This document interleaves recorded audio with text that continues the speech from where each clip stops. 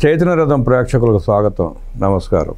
ఒకసారి గతంలోకి వెళ్తే వంగవీటి మోహన్ రంగారావు బతికొండగా విజయవాడలో సమావేశం జరిగింది, కాంగ్రెస్ సమావేశం. ఆ సమావేశం రాజశేఖర రెడ్డి కూడా అటెండ్ అయ్యాడు. సమావేశం అయి బయటకు వచ్చిన సందర్భంలో రంగా గారు కారు ఎక్కినప్పుడు రాజశేఖర రెడ్డి కారు డోర్ దగ్గర నుంచి రంగా గారి దగ్గర సలహాలు తీసుకున్న పరిస్థితి. ఆ సందర్భంగా ఈ రంగా అనే వ్యక్తి ఉంటే మనకి కాంగ్రెస్ పార్టీలో మనుగడ ఉండదు, రాష్ట్రంలో మనకి అవకాశం ఉండదనే ఉద్దేశంతో 88లో రంగా గారి హత్యకి ప్రధాన పాత్రగా భూమికి పోషించింది వైఎస్ రాజశేఖర రెడ్డి. ఆ సందర్భాన్ని ఈ పేరుని నాని లాంటి వాళ్ళు ఎదుటివాళ్ళకి ఆపాదిస్తూ నిన్న కొన్ని వ్యాఖ్యలు చేశాడు. వలభనేని వంశీని పలకరించి వచ్చిన సందర్భంలో, లేదంటే హాస్పిటల్ నుంచి వచ్చిన సందర్భంలో మాట్లాడుతూ నాడు ఎన్టీఆర్కి పట్టిన పరిస్థితే నేడు అవుతుంది అన్నట్టు మాట్లాడుతూ ఉన్నాడు. అసందర్భ ప్రేరేపణలో వలభనేని వంశీని కడతీర్చడానికి జగన్మోహన్ రెడ్డి ప్లాన్ వేశాడా, స్కెచ్ గీశాడా? ఎందుకు అంటున్నామంటే మొద్దు సీనును చంపించిన చరిత్ర జగన్మోహన్ రెడ్డిది. బాబాయ్ హత్య కేసుల్లో అందరిని చంపించిన చరిత్ర జగన్మోహన్ రెడ్డిది. అలాగే పరిటాల రవి గారి కేసులో సాక్షుల్ని పాల్గొన్న వాళ్ళందరినీ చంపించిన నీచ చరిత్ర జగన్మోహన్ రెడ్డిది. అలాంటి నీచ చరిత్ర ఉన్న జగన్మోహన్ రెడ్డి పార్టీలో పనిచేస్తున్న పేరుని నాని లాంటి బుద్ధి లేని సన్నాసులు మాట్లాడిన మాటలని ఎలా చూడాలి, లోతుగా విశ్లేషించేందుకు మనతో పాటు సీనియర్ రాజకీయ విశ్లేషకులు అంకమరావు ఉన్నారు. వారిని అడిగి మరిన్ని విశేషాలు తెలుసుకునే ప్రయత్నం చేద్దాం. సార్ నమస్తే. నమస్తే.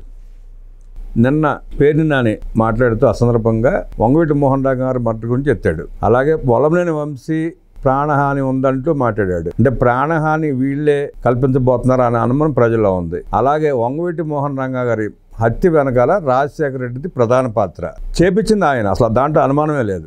దాన్ని వక్రీకరించి రకరకాలుగా విషప్రచారాలు చేసుకొచ్చారు. ఆనాడు అంబటి రాంబాబుకి తెలుసు ఏం జరిగిందనేది, పేరుని నాని తండ్రి పేరుని కృష్ణమూర్తి గారికి తెలుసు, విజయవాడ అందరికీ తెలుసు. అయినా దానికి వక్ర భాషను చెప్తూ తెలుగుదేశం పార్టీకి ఆపాదిస్తూ రాజకీయ లబ్ధి పొందే ప్రయత్నం చేశారు. కొంతవరకు సక్సెస్ అయిన మాట కూడా వాస్తవమే. దాన్ని ఎట్లా చూస్తారు? ఈ వ్యాఖ్యల వెనకాల అతని వాస్తవమైన లోతైన అర్థాన్ని ఎట్లా విశ్లేషిస్తారు? అంటే ఇక్కడ ఏమైందంటే అన్న నందమూరి తారక రామారావు గారు ఆయన తెలుగుదేశం పార్టీ అధ్యక్షుడిగా, ముఖ్యమంత్రిగా ఆయన రాజకీయంగా గాను ప్రజాదరణలోనూ ఆయన ఎదుర్కోవటానికి వీళ్ళ శక్తియుక్తులు చాలలా. వీళ్ళు ఆయన ఎదుర్కొనే సత్తా కూడా వీళ్ళ దగ్గర లేదు. మరి అన్నప్పుడు ఆయన మీద ఏదో ఒక అపవాదం వేయాలన్న ఉద్దేశంతో వాస్తవంగా విజయవాడ గురించి నాకు బాగా తెలుసు, మీరు అక్కడే కాబట్టి మీకు ఇంకా క్షుణ్ణంగా తెలుసు. అది ఇద్దరి కుటుంబాల మధ్య జరుగుతున్నటువంటి వైరం.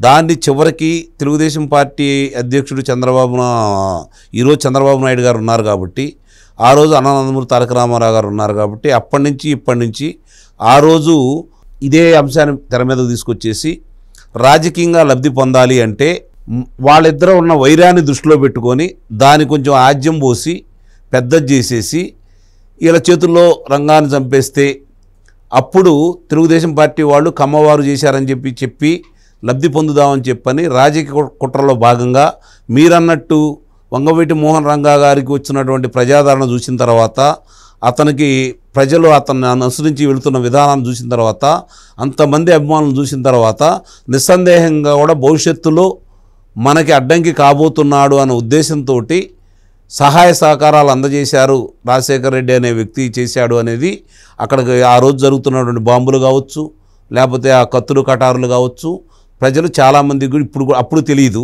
అప్పుడు భావోద్వేగాల్లో నిజమే కావాలా, వీళ్ళే చేశారు కావాలా, వీళ్ళే చేయించారు కావాలనే ఉద్దేశంతో 89లో తెలుగుదేశం పార్టీ ఓటమికి ప్రధాన కారణం కూడా రంగా గారి హత్య అనేది మాత్రం వాస్తవం. మరి అలా చిత్రీకరించారు. వాళ్ళు విజయం కూడా సాధించారు, సగం కాదు ఎక్కువ విజయమే సాధించారు. తర్వాత చూస్తూ ఉంటే అతను ముఖ్యమంత్రి కావటం, ఆ రోజు 2004 నుంచి 2009 వరకు ఏం చేశాడో ప్రజలందరికీ తెలుసు. దాన్ని అడ్డం పెట్టుకొని కొడుకు ఈరోజు రాజకీయం చేస్తూ ఆయన చావును అడ్డం పెట్టుకొని అతను లబ్ధి పొందాడు కూడా, ముఖ్యమంత్రి అయ్యాడు. మామూలు విషయం కాదు కదా ఒక వ్యక్తి ముఖ్యమంత్రి కావడం అనేది. అదేం తేలిగ్గా తీసి పారేయకూడదు. తెలుగుదేశం ప్రభుత్వం కావచ్చు, ఈ కూటమి ప్రభుత్వం కూడా.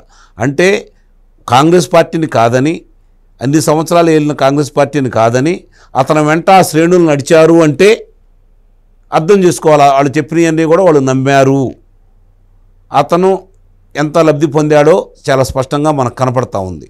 మరి ఇప్పుడు ఈ పేరుని నాని మళ్ళీ అంశాన్ని బయట తీసుకొస్తున్నాడు అంటే వల్లభనేని వంశీ ఆరోగ్యానికి సంబంధించి వాళ్ళ సత్యమణి గారు కావచ్చు, లేకపోతే వల్లభనేని వంశీ కావచ్చు, వాళ్ళు న్యాయస్థానానికి ఇదిగో పరిస్థితి ఇలా ఉంది, మాకు సరైన వైద్యం చేయించట్లేదు, వీళ్ళు మాకు సరైన వైద్యం చేయించండి, మాకు న్యాయం చేయండి, మా ప్రాణానికి హాని ఉంది అని చెప్పి కనుక వాళ్ళు దరఖాస్తు చేసుకొని ఉంటే, దాని న్యాయస్థానం పరిశీలనలోకి వీళ్ళు తీసుకెళ్లకుండా ఉంటే, న్యాయస్థానం చెప్పినా కూడా వీళ్ళు వినకుండా ఉంటే, నిస్సందేహంగా అప్పుడు ఈ ప్రభుత్వం కుట్రకోణంలో ఉందని చెప్పి మనం భావించవచ్చు. అందులో ఎలాంటి సందేహం కూడా ఏమి లేదు.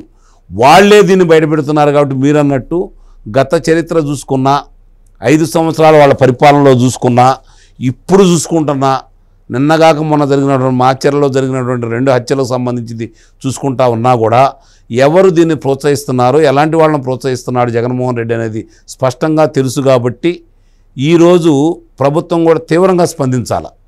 ముందుగా అతను ఆ మాట అన్నందుకు అతన్ని తీసుకొచ్చి విచారించాలి. నీ దగ్గర ఉన్నటువంటి ఆధారాలు ఏంటి, ఎందుకు చెబుతున్నావు ఇది, ఒకవేళ గతంలో మీ వాళ్ళు ఇట్లా చేశారు కాబట్టి మీరే చేయాలనుకుంటున్నారని చెప్పని ఒక్క క్షణం కూడా ఆలస్యం చేయకుండా ఈ కూటమి ప్రభుత్వం అతను తీసుకొచ్చి విచారించాలి.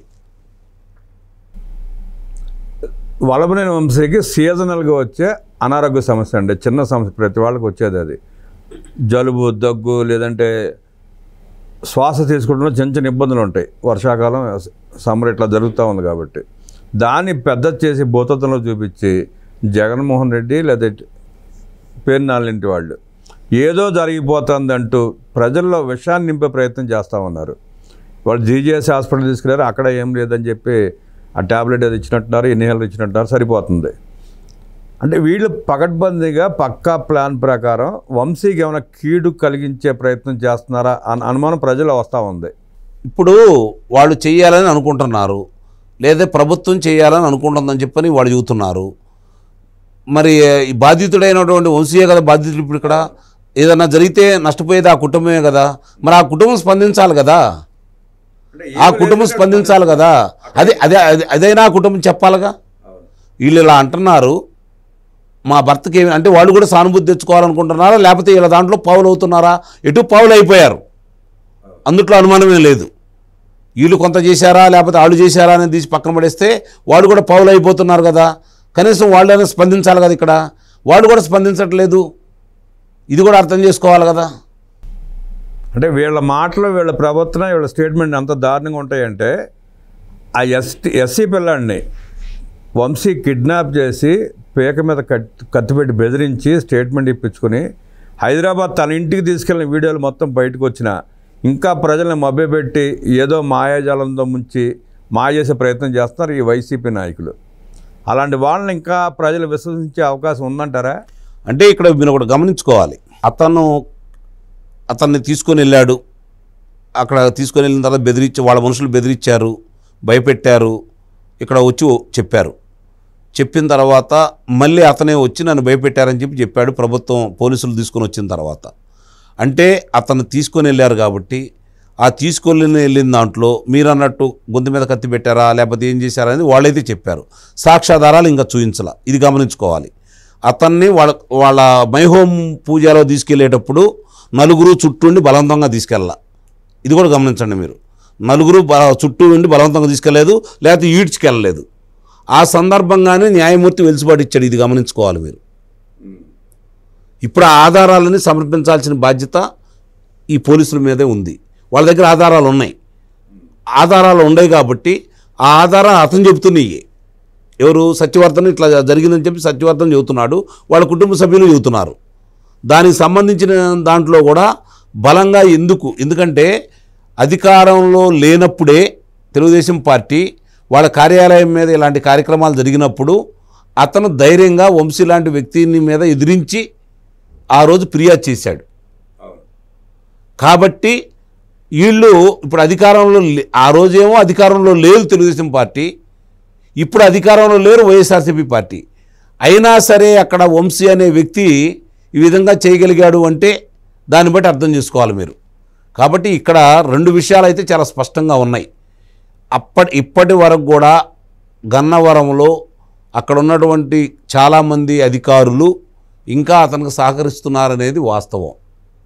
అందుట్లో ఇప్పుడిప్పుడే మార్పులు కొంత వస్తే ఉండొచ్చు. మరి అతను అంత బలంగా వాళ్ళని అక్కడ ఏర్పాటు చేసుకొని ఉన్నాడు. దాన్ని ముందుగా ఛేదించాలి, వీళ్ళు వాస్తవాలు తెలియజేయాలి. నీకు అతను ప్రభుత్వంలో లేడు సమర్థుడు అని ఇంతమంది భయపెడుతున్నారు కదా, అన్నప్పుడే అతను ఫిర్యాదు చేశాడు అంటే మీ ప్రభుత్వం వచ్చిన తర్వాత ఇక్కడ లేకుండా అతను వెళ్ళి ఎక్కడో బతుకుతున్నాడు అంటే అనుమానాలకు తావిస్తుందా లేదా? ఎందుకు చూసుకోలేకపోయింది ఆ కార్యకర్తని ఈ కూటమి ప్రభుత్వం? ఎందుకు అతను రక్షణ కల్పించలేకపోయింది? ఎందుకు వేరే చాట వెళ్ళి బతకాల్సి వచ్చింది? మీరే మీ కార్యాలయంలో కూర్చోబెట్టుకొని మీరు అతనికి ఇక్కడ చూసుకోవచ్చు కదా అంటే అతను వాళ్ళంతా భయపెట్టి వాళ్ళని తీసుకెళ్ళే అవకాశం ఇచ్చింది ఎవరు? వీళ్ళే కదా. ఇలాంటి చిన్న చిన్నయే ఈరోజు పెనుబోతంలా తయారవుతున్నాయి కదా. ముందు ఇట్లాంటి అందుకే నేను ఇప్పటి నుంచో ముట్టుకుంటా ఉన్నాను. మీరు ఆ ప్రభుత్వంలో అన్యాయానికి గురైన వాళ్ళు, వాళ్ళ బెదిరింపులకు లోనైన వాళ్ళు, వాళ్ళ దౌర్జన్యానికి బలైపోయిన వాళ్ళు, ఇప్పటికీ ఇంకా న్యాయస్థానాల చుట్టూ ఉన్నవాళ్ళు ముందుగా మీ కార్యకర్తలను మీరు రక్షించుకోండి, వాళ్ళకి న్యాయం చెయ్యండి, ఆ బాధితులను శిక్షించండి. ఇది ముందు చెయ్యాల. అప్పుడు ఇలాంటి సమస్యలు ఉత్పన్నం కావు కదా. అంత అవకాశం ఎందుకు ఇవ్వాలి?